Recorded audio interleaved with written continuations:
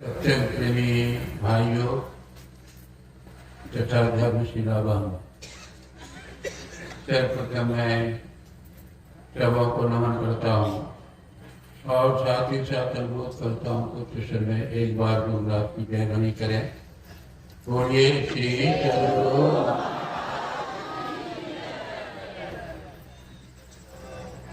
बहुत देर से ज्ञान उद्योग की के संबंध में चर्चा लोग सुन रहे हैं। ज्ञान तो सब कुछ है। ज्ञान है मनुष्य पशु तुल्य है। आहार निद्रा भय मैथुन सामान्य पशु ही नराना ज्ञाने नराणाम अधिको विशेषो ज्ञाने नीना पशु विषम। खाना सोना बच्चा पैदा करना ये तो पशु ही करता है। ये तो पशु हम आपसे ज्यादा इसमें होशियार है। खाना सोना अज्ञान प्राण का भय और बच्चा भय कहता सुकरी जो है 15-16 बच्चा आपसे क्या मिलेगा। ये पशु इतना काम ज्ञान तो पशु को हम लोगों से ज्यादा है। मैंने कौन ऐसा ज्ञान है जिस ज्ञान को प्राप्त करने से हम आप पशु से श्रेष्ठ। वैसे तो तुलसीदास जी कहते हैं कि मैंने पशु बिन पूत विषाण कहते हैं कि मनुष्य और पशु में क्या अंतर है। मनुष्य और पशु को तो सींग पूछ है और ये बिना पुतली का ज्ञान है। उस ज्ञान के अभाव में पशु और मनुष्य में कोई अंतर नहीं है। यदि आपको ज्ञान हो गया तो कौन ज्ञान वो उसकी चर्चा में करूंगा। ये ज्ञान जो है इंद्रियों के साथ रह करके जो ज्ञान होता है वो संसार का ज्ञान, उसी को भौतिक ज्ञान कहते हैं। शरीर इंद्रियों का संग छोड़ करके जो ज्ञान होता है वह बल ज्ञान होता है, परमात्मा का ज्ञान होता है। अंतर हो गया। वैसे तो ज्ञान किसी तरह का है तो सुख ही देता है। मामूली ज्ञान जिसको चटाई बनाने का उससे भी कुछ सुख होता है। तो ज्ञान से तो सुख होता है। नॉलेज इस सोच से सब मिल जाता है। ज्ञान सुख का साधन है। जितने लोग यहाँ बैठे हैं जो जितना ज्ञान में उसके बड़े चढ़े हैं वो उतना ही सुखी है। कोई डॉक्टर है, कोई इंजीनियर है, कोई प्रोफेसर है, कोई रिक्शा पुलर है, मजदूर है। आप देखिए ज्ञान का ही खेल है। जो ज्ञानी के पास गया, जिस ज्ञानी के पास गया डॉक्टर बना तो डॉक्टर के पास गया डॉक्टर बन गया। इंजीनियर बना तो इंजीनियर के पास गया इंजीनियर बन गया। जो नहीं गया डॉक्टर इंजीनियर कॉलेज स्कूल का मुंह देखा तो है रिक्शा पुलर मजदूर। ये ज्ञान का ही स्तर है। तो ये भौतिक ज्ञान और अध्यात्म ज्ञान दो तरह का है। भौतिक ज्ञान जब तक आप संसार में रहेंगे थोड़ा सुख देगा, लेकिन अध्यात्म ज्ञान ऐसा है संसार में भी आप सुखी और संसार से परे दूसरे ध्यान में भी जाएंगे वह हमेशा असुख है। तो ज्ञान जो है शरीरों का संग, जैसे भगवान कृष्ण ने गीता में कहा नहीं कि ज्ञान लब्धम क्रमशः, ज्ञान प्राप्त करने से शांति मिल जाती। तो पूछने वाले पूछते हैं कि वो जैसे डॉक्टर इंजीनियर जैसा है कहाँ शांति मिली है। भगवान कहते हैं नहीं उस ज्ञान के संबंध में नहीं बोल रहा। वो तो पेट भरने का ज्ञान है। जब तक संसार में रहेंगे बढ़िया मकान बना लो, कार ले लो, खाने पीने की व्यवस्था कर लो, ये भौतिक ज्ञान है। संसार से जाएंगे तो ज्ञान जितना जैसे वह छूट जाता है। भगवान ने कहा कि नहीं वो क्षेत्र और क्षेत्र का कार्य। इस देह को क्षेत्र कहते हैं। धनंजय जान लो, जानता इसको क्षेत्र उसको मान लो। क्षेत्र क्षेत्रों में जानो यही ज्ञान है। क्षेत्र और क्षेत्र का ज्ञान ही मेरा ज्ञान। शरीर और शरीरी का ज्ञान शरीर और शरीर का फुटा करके ज्ञान। शरीर को भगवान कहते हैं क्षेत्र। क्षेत्र का साधारण अर्थ होता है खेत। जैसे हम लोग खेत में बीज डालते हैं, थोड़ा सा बीज डालते हैं, वो कई गुना होता है, तो उस फसल को कौन खाता है? खेत। खेत नहीं खाता। जो कहता है कि खेत मेरा है, खेत का जो मालिक है, स्वामी, वही फसल बोता। उसी तरह शरीर रूपी खेत में भी हम लोग बीज डालते। बीज क्या है? उसी खेत है। मन भक्त किसान, पाप और पुण्य दो ही बीज है। हम लोगों से दो तरह का कर्म हो जाता है, पाप कर्म अथवा पुण्य कर्म, शुभ कर्म अथवा अशुभ कर्म। सब होता है, कुछ थोड़ा बहुत। जिससे ज्यादा पाप कर्म होता है उसको पापी कहते हैं, वो दुराचारी अत्याचारी कुछ करते हैं। लेकिन पुण्य से उनसे भी हो जाता है, ऐसा नहीं कि खाली पापी होता नहीं। जो ज्यादा पुण्यात्मा है उससे भी कुछ न कुछ भी हो जाता है। अब युधिष्ठिर महाराज देखिए कितने ऊंचे दर्जे के पुण्यात्मा। महाभारत की लड़ाई में भगवान का कृष्ण का रथ जो है जमीन पर, और इनका रथ जमीन से ऊपर हिम्मत करता था। देखिए कितने ऊंचे दर्जे के लोग। लेकिन महाभारत की लड़ाई में इनसे भी गलती हो गई, चुप हो गई। जो क्या भी महाभारत की लड़ाई में जब द्रोणाचार्य कौरवों की तरफ से सभापति पहले सेनापति, और द्रोणाचार्य इतने अति थे धर्मविज्ञान, जो कि परम पांडव के गुरु थे, उनके सामने था कि जब तक हाथ में अस्त्र रहेगा उसको कोई मार नहीं। उस शोक संवाद सुनाया गया, अस्त्र लेंगे तभी उसी बीच में मार। तो भगवान कृष्ण ये टॉपिक लगाते हैं। भगवान कृष्ण कहते हैं कि एक जो है हाथी है राजा का, उसका नाम अस्थमा है, और द्रोणाचार्य के पुत्र का भी नाम अस्थमा। तो हाथी को मार कर चिल्ला दो, अस्थमा मारा गया। तो भीम जो है उसको मार दिया और कहते अस्थमा मारा गया, अस्थमा। किसी ने कहा द्रोणाचार्य से, सुन रहे हैं क्या? भीम बोल रहा है कि अस्थमा मारा गया। भीम के बात पर हमको विश्वास, युधिष्ठिर जी महाराज बोल देंगे तभी हमको विश्वास। तब युधिष्ठिर जी महाराज से भगवान कहने लगे, बोलिए। कहा कि नहीं, मैं नहीं बोलूंगा, कभी झूठ नहीं बोला, नहीं बोलूंगा। कहा खाली कह दीजिए अस्थमा हाथ हो, इतने जो कहिए और कुछ नहीं कहिए। भगवान अरे आप देखिए, भगवान कह रहे हैं इतने तो बोलिए। ये जो है अपना बुद्धि लगा रहे हैं युधिष्ठिर महाराज, अपनी बुद्धि, भगवान की बात को नहीं मानी। अपनी बुद्धि क्या रहता है? अस्थमा हतो नरो वा कुंजरो। देखिए क्या लगा रहा है, नरो शब्द जैसे कहा धीरे धीरे तेजी से कर दिया नरो, और धीरे धीरे कुंजरो दर्शन भी सभी को फूक दिए। कुंजरो शब्द नहीं सुनाई पड़ा। तब द्रोणाचार्य अस्त्र शस्त्र, उसी समय वो मारा। जरा सा झूठ बोलने का नतीजा, जरा सा झूठ। वह नहीं, भगवान झूठ तो नहीं बोलने के लिए कहे थे। भगवान ने जब झूठ बोलने के लिए कहे तो साधारण लोग झूठ बोले, वो तो कहे थे अस्थमा हाथों करो। अस्थमा नाम का हाथी तो मारा था, खाली खाली ना अस्थमा मारा। तब नरो आप कुंजरो छोड़ने का क्या जरूरत? जरा सा चूक से नतीजा क्या हुआ? जमीन जो है रथ से ऊपर, जमीन से ऊपर रथ चलता था, जब जमीन पर उतर। और दो मूर्त के नरक भी देखना पड़ा। नरक जरा सा भी हम लोग तो बराबर देखते हैं, बात बात में झूठ है लेना, झूठ है लेना, झूठ है भोजन, झूठ है चलना, केवल बात बात में। बहुत ऐसा सत्संगी भी हम हमारे पास करते हैं, क्या कहें बाबा, बिना झूठ बोले काम ही नहीं चलता।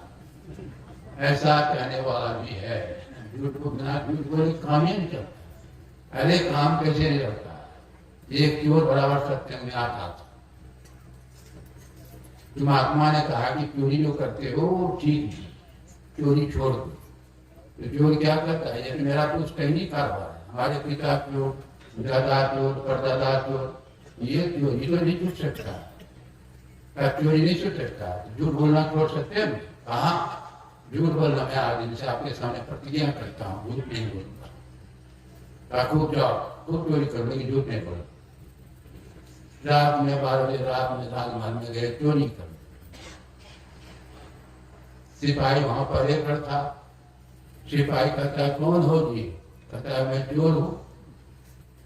सिपाही सोचने लगा जी चोर इस तरह नहीं बोल सकता, चोरी हो सिनानो जी, लगता है कि राजा का कोई मित्र है तो इसीलिए बोल रहा है। जाने दिया अंदर। अब दूसरे के सिपाही का कौन हो जी? मैं चोर हूँ।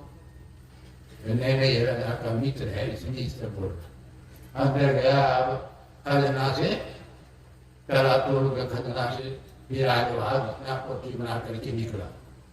ये सिपाही लोग का कौन हो जी? कहा मैं चोर हूँ। नहीं नहीं, राजा साहब कुछ दिए हो वो भाग, इधर ये बोल रहा। तो निकल तो गए। सुबह होने पर पता चला खजाने में चोरी। जब सिपाही सोचने का वो जो कहता था रात में मैं चोर हूँ वही लिया होगा। राजा का जाओ खोज करके लाओ। खोजते खोजते चोर को पकड़ा। तुम ही चोरी किए थे जी? हाँ हाँ मैं ही चोरी किया। कहाँ रखते हो सामान? हम मुझे जमीन में गाड़ कर। तो चलो वो गाड़ करके उसी माथे पर कोठरी राज दरबार में हाजिर किया। राजा कहता तुम ही चोरी किए हो जी? कहा कि हाँ मैं ही चोरी किया था। कहा तुम चोरी करके इस तरह बोल रहे हो? कहा मैं महात्मा जी संकल्प किया, मैं झूठ नहीं बोलता, सच ही बोलता, मैं ही चोरी किया। जब से संकल्प किया तब से मैं झूठ नहीं बोलता। तुम नहीं झूठ बोलते हो? नहीं। तो देखो हमारे यहाँ प्रधानमंत्री का पद खाली है, उस पद में उसी को बहाल किया जाता है जो कभी झूठ नहीं बोलता। आज जैसे हमारा प्रधानमंत्री नियुक्त किया गया तुमको, अब झूठ बोलने में काम नहीं करता है। अरे झूठ तो धोखा देना, ठगने के लिए बोलता, ठगने के लिए बोलता। नहीं नहीं, इसीलिए संतों ने कहा जरा सा झूठ बोलने का नतीजा क्या होगा। तो हम लोग जो झूठ बोलते हैं शरीर को भी तो रथ कहा गया। शरीर भी रथ है, इंद्रियां घोड़े हैं, मन लगाम है, बुद्धि सारथी है, आत्मा सवार है। ये रथ निकलेगा तो कहाँ जाएगा? यदि रथ जो है देवताओं को रथ नसीब नहीं है, ऐसा रथ यह रथ निकलेगा कहाँ जाएगा? कुकर शक्कर घोड़ा गधा की पकड़ाने में जाएगा। झूठ ये सब साफ साफ जब इस्तेमाल करते रहेंगे तो उसी में मिल जाएगा, देना पड़ेगा। तो थोड़ा सा पुण्य कर कई गुना, थोड़ा सा पाप कर कई गुना। भोगता है कौन? वही शरीर में जो है मालिक, जो कहते हैं बात के सिलसिले में हम लोग क्या करते हैं? हमारी कमर में दर्द है, हमारी आंखें खराब हो गई, ये आपकी है, हाथ पैर नाक हाथ खान ये सब आपकी है, लेकिन आपने हाथ है, पैर है, कान है, या तो मुंह माथा नहीं रूप बहुत वास से पतला सोचो तत्व, फूल के गंध से भी पतला वो तत्व है। मरने के समय देखते हैं जा रहा है, शरीर से निकलता है, देखते हैं जा रहा है। अरे फूल के गंध से जो पतला तत्व है उसी सांपों से कैसे आप देख सकते? इस आंख से आप नहीं देख सकते। इस आंख से हवा में दिखाती है तो वह कैसे दिखाई पड़ी? परमात्मा तो तुलसी अतन खेत है, मन बच कर्म किसान। ये किसान कौन है? आपको कर्म जो करने वाला कौन है? हम लोग किसान को कहा मन जो है किसान है, वचन किसान है और कर्म किसान। मन से भी कर्म होता, मन से भी कर्म होता है। किसी के संबंध में आप अनिष्ट सोच लिए, बुरा सोच लिए, वह भी आपके संबंध में तो सोचे। मन से यदि आप किसी के संबंध में बुरा सोचे, वह भी आपके संबंध में बुरा सोचे।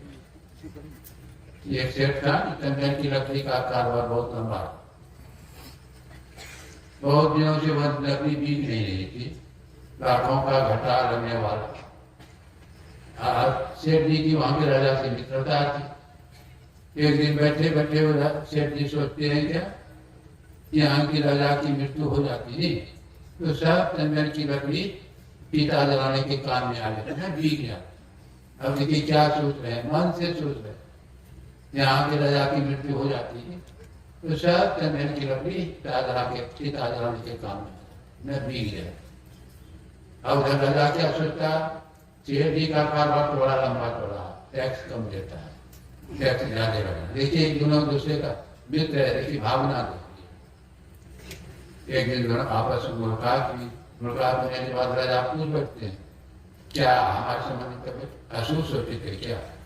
हाँ महाराज, देखिए चंदन की लकड़ी वर्षों पड़ी हुई है, बीत नहीं रही है, कोई मैं सोच रहा था कि राजा साहब की मृत्यु हो जाती तो सब चंदन की लकड़ी पिता जलाने के काम में आ जाती। तो राजा कहते ये कैसे सोचेंगे? अरे ये तो सोचना चाहिए कि राजा भी भवन बना रहे हैं, नया भवन, इसमें खिड़की दरवाजा चंदन की लकड़ी, सोफा से पलंग कुर्सी चंदन की, उसमें लकड़ी नहीं बिकती, और सेठ जी मर जाए तो चिता कैसे सोचते?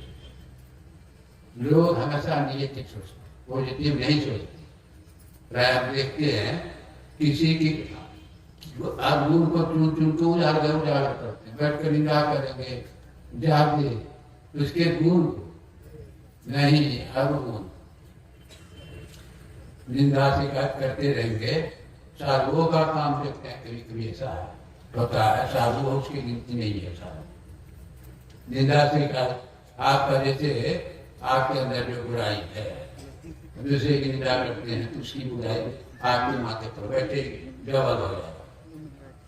उसके गुण को करना नहीं है, उसके गुण को कहेंगे, प्रशंसा करेंगे तो उसके अंदर जो गुण है आपके डबल होगा।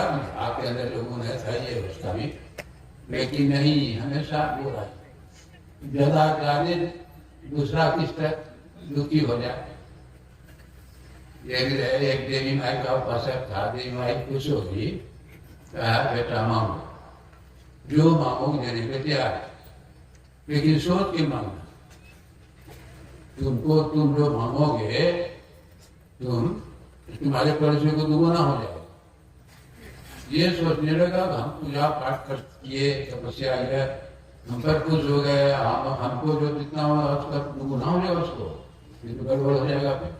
फिर देखे होता है नहीं, हमको एक मांगते हैं, पड़ोसी को 2 बार हो गया, हमको 10 करोड़ रुपया, पड़ोसी को 20 करोड़, जलने लगा। अब जलने लगा, कैसे इसका नाश हो? तो क्या आप देखिए क्या मांगता है, मेरा एक आंख फूट जाए, पड़ोसी का 2 आंख फूट गया, हमारे घर के सामने एक कुआं, पड़ोसी के घर के सामने 2 कुआं, जो घर से निकलते 4 कुआं गिर रहे हैं। संभव देखिए कैसी भावना समाज में जीते, जिससे भावना जान लोगों है। तो तरक्की करा भाई, तुम भी तरक्की करो, प्रयास करो, सो बात नहीं।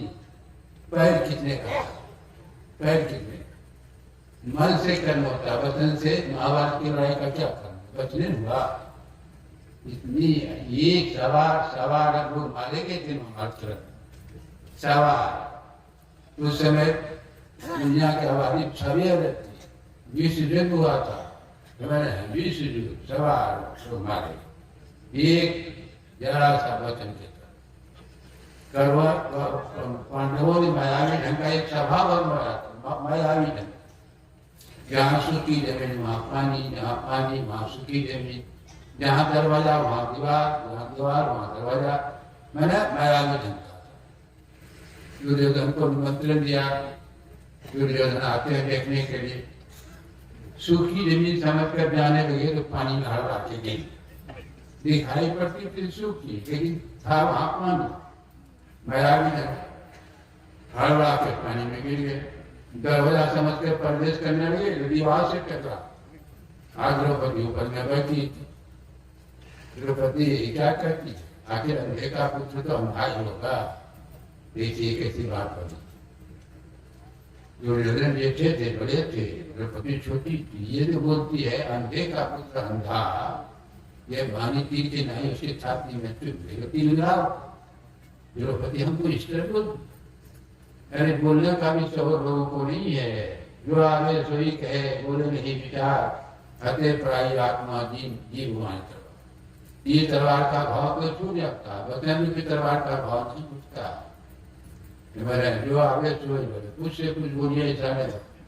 सत्यम प्रिया ये प्रिया न प्रिया तो गुरु महाराज ने कहा सत्य स्वता वचन। एक राजा ने स्वप्न देखा, संविधान जड़ गया। ज्योतिषी से पूछते हैं बड़ा करके कि ज्योतिषी स्वप्न में कैसा देखा हूं, संविधान जड़ गया, इसका फल बहुत बुरा। तो क्या बोला, आपके सामने आपके वंश का नाश हो जाएगा। राजा कहते इसको बोलने का तमीज नहीं, इसको जेल में बंद कर दिया। जेल में बंद कर दिया। दूसरे ज्योतिषी से पूछते हैं कि ऐसा ऐसा स्वप्न मैंने देखा, इसका नतीजा, इसका नतीजा तो बहुत उत्तम। क्या उत्तम है कि आपके वंश में आपसे बढ़कर किसी की आयु नहीं है। देखिए दोनों बात ये, आपके वंश में आपसे बढ़कर किसी की आयु नहीं है। सभी लोग मर जाएंगे लेकिन आप रहेंगे। बात एक नहीं, जिसको इनाम मिला होगा उसको जेल। इसलिए सत्यम व्याप नौ व्याप और बहुत बड़ी लंबी कहानी है। महाभारत कहानी सुनने का जरूरत नहीं है। महाभारत लड़ाई का कारण यही है, राज काटने से विवाह कराया। चपनी जो उसका मामा, चिंता करना मत करो, मैं ऐसी परिस्थिति पैदा कर दूंगा, तुम इसका प्रतिशोध ले सकते हो।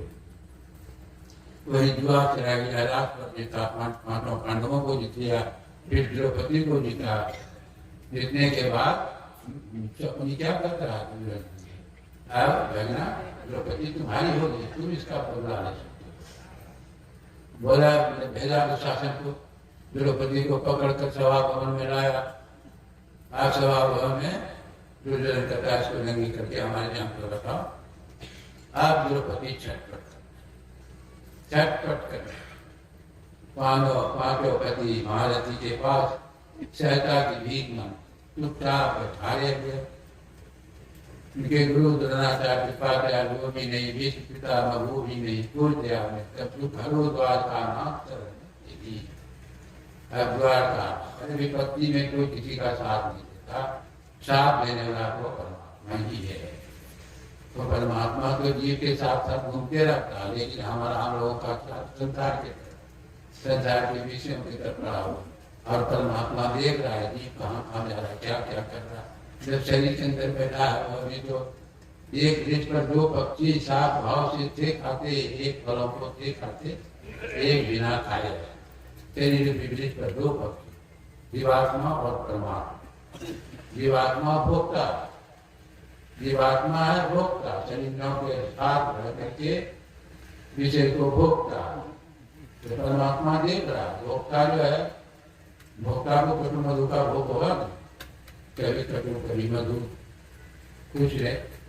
तो भोक्ता कभी सुख कभी दुख, दृष्टा और देख रहा, न उसको सुख है न दुख है, सुख से बड़े परंपर आनंद, आनंद स्वरूप के। इसीलिए भगवान ने कहा उसको जानना है, क्षेत्र का मालिक क्षेत्र उसी को जानना है। और माता पति जाने करने का जरूरत, उसको जान लिया, परमात्मा को जान। क्षेत्र का विस्तार कहाँ पर है, वहाँ ये 5 तत्वों का शरीर, मिट्टी पानी अग्नि हवा आकाश, 5 जो है तन्मात्राएं, रूप रस गंध रस स्पर्श सब, 5 ज्ञान की इंद्रियां, आँख कान नाक जिह्वा त्वचा, 5 कर्म की इंद्रियां, हाथ पैर उदाहरण और मुंह 20 हो गया। 4 अंतःकरण कर्म की इंद्रियां, मन बुद्धि चित्त अहंकार, धीरति संघात चेतना इच्छा द्वेष सुख और दुख। ये 31 के समुदाय को क्षेत्र का, 31 के परे जो है वही क्षेत्र है। आप 31 से परे जो हो जाइए, आप ये बने अहम ब्रह्मास्मि। तो जो होगा देखिए, आप जो है शरीर से निकलना है, तो शरीर जो है किस आप सुने बहुत महात्माओं से, शरीर नहीं है, शरीर में शरीर, शरीर में शरीर। शरीर कई शरीर हैं।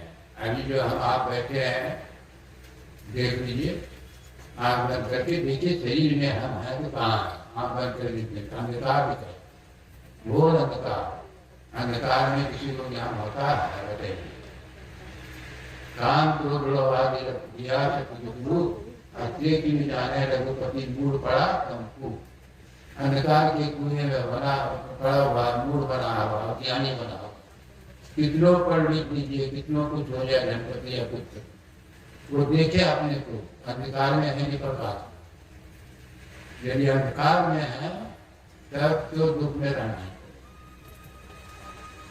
दुख का कारण जैसे अंधेरी रात आप जा रहे हैं, रास्ते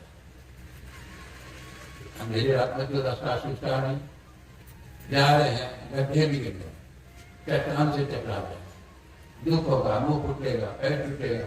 अब दुख का कारण क्या होगा?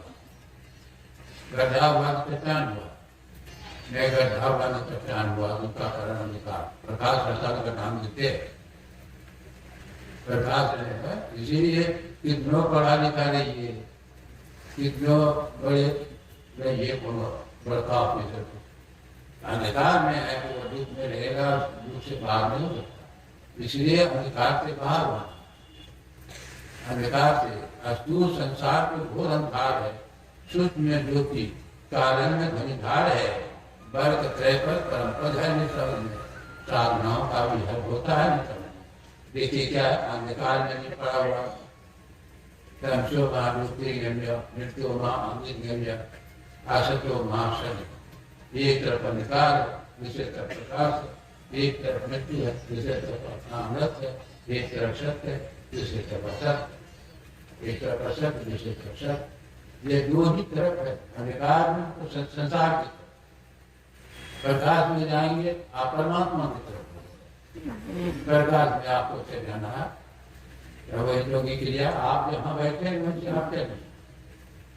जहाँ आप बैठे हैं जीव हमेशा करता, जीव ऐसा नहीं बैठा एक ही रहता। जागृत से स्वप्न में कैसे जाता, स्वप्न से सुषुप्ति में कैसे जाता? जीव का बैठक तो आँख में, दोनों आँखों का क्या नेत्रम जागृतम विद्यार्थम थे स्वप्नम समावेश सुषुप्त हृदय तुरंत और मूर्धन से। देखिए जीव का चलना कैसे हो। जीव अंधकार में केंद्र में, यानी दोनों आँखों का केंद्र जो है या पीले ब्रह्मांड का जो मिलन है, उसी के जीव का बैठक का मुँह संसार के। तो होता है क्या, वहां बैठा धीरे धीरे वो जीव उतरता है। स्वप्न कब होता है? जागृत और तंद्रा के बीच की अवस्था। जैसे जैसे नीचे उतरता है, कंठ में आ जाता है स्वप्न। जब भी स्वप्न होगा या तो सोने के समय जाकर बीच में नहीं उतरता, सुषुप्ति नहीं होता। जैसे नीचे नीचे उतरता ज्ञान बढ़ते, जागृत का ज्ञान स्वप्न में, स्वप्न गया सुषुप्ति। आप तो सबको अनुभव जगह है, सपने हो भिखारी में रंगनाथ हो जावे लाभ हानि कभी पीढ़ी पर। ये स्वप्न में, स्वप्न जागृत और सुषुप्ति, ये तीन अवस्थाओं से हम लोग रोज मिले। एक चौथी अवस्था, चौथी अवस्था तीन अवस्था का जो तीनों अवस्था से जब ऊपर उठेंगे तो चौथी अवस्था है, उसको तुरीय अवस्था कहते हैं। सुपर कॉन्शियस स्टेट तुरीय अवस्था। तो आप नीचे गिरना आसान है, जैसे छत पर चढ़ने के लिए सीढ़ी जीना लगा, गिरने के लिए जीना लगाते हैं, किस रास्ते से गिरेंगे? गिरने के कोई सीढ़ी नहीं, जिधर मन किधर गिरे, जिधर मन किधर से चढ़ने तक सीढ़ी लगा। ये जागृत स्वप्न सुषुप्ति तीन अवस्था हमेशा रहते हैं, सबों को मालूम। चौथी अवस्था में जाने के लिए आपको समेटना पड़ेगा। अब योग की क्रिया क्या हुई? चिंता का समय, चिंता सुने नहीं होंगे। यहाँ पर स्थूल का ध्यान, फिर बिंदु ध्यान क्या है? तो बिंदु ध्यान संतों ने बहुत नाम किया। एक दृष्टि कर पाठ में भी सुनते नाना देते दृष्टि के धारणों को एक जब होगा तो ये जो सारी कितना भी पिछली है शरीर में वो वहाँ जमा हो जाएगा। जमा हो जाएगा, जैसे सब चिंता होगा वैसे ऊर्ध्व गमन ऊपर, ऊपर जो है प्रकाश का मंडल है, ऊपर चलेंगे, ऊपर चलिए तो आपको आवाज सुनाई पड़ेगी। आप स्थूल शरीर से ऊपर जाने का ये बिंदु है। आप सूक्ष्म कारण अगर जाने का जो साधन है वो सब साधन है। प्रकाश में आपको आवाज सुनाई पड़ेगी, ज्योतिर्अंतर्गतम ध्वनि, आवाज सुनाई पड़ती है। जो ज्यादा आंख बंद करके सुनेंगे तो गुरु महाराज कभी कभी कहते थे, बहुत अच्छे से नची सब साधना लिए हुए बिंदु धन ज्ञान में यदि आप प्रांगत नहीं हुए हैं, फिर भी प्राण बंद करके आप सुनने का अभ्यास कीजिए। प्रकाश नहीं मिले उतना हल नहीं है, यदि शब्द नहीं मिलेगा तब हर की बात। शब्द ये रास्ता है, अगर शब्द की भाग को पकड़ देंगे उसी शब्द के सहारे शब्दातीत पर जो है परम पद परमात्मा वहीं जाते, वहीं से दीप उतरा है। दीप उतरा है सब धार पर ही सवार हो, शब्द के असवार, वहीं से परमात्मा शब्द धार प्रकाश के अंधकार में पड़े। क्रिया की कुंती है, जिस रास्ते से जीव आया है, मकरदार जहाँ जीव का बैठा, जिस रास्ते से जीव आया है उसी रास्ते से वो जाएगा परमात्मा। दूसरा कोई रास्ता है ना, करता लेने आगे दूसरा कोई रास्ता है।